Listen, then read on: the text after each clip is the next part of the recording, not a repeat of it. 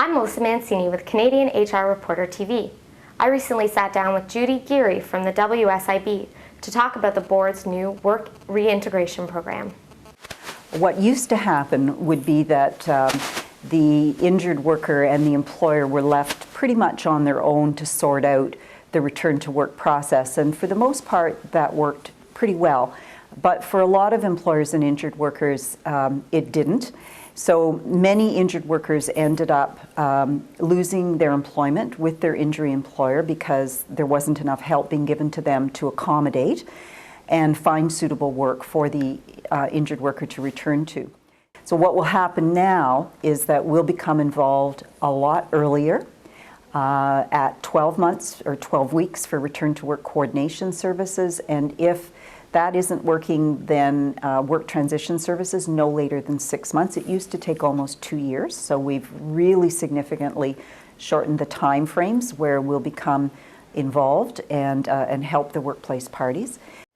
What do the changes mean for employers? For employers, it means much increased support for their return to work activities in their workplace. We'll be providing more on-site, hands-on return to work planning, coordination, and if necessary, helping them to retrain their injured workers for new positions within their company. Why all the changes?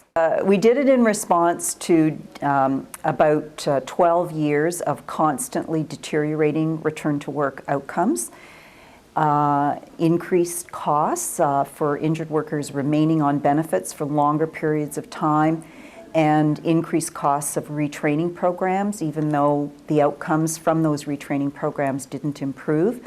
And perhaps most importantly, injured workers expressing a lot of dissatisfaction with the quality of the training that they were getting and their sense that they were being put into programs that they didn't want, that they weren't going to be successful in either finishing or finding work in.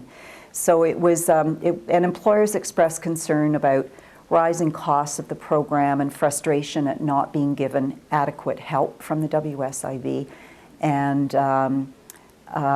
their sense that we were just not doing a good enough job.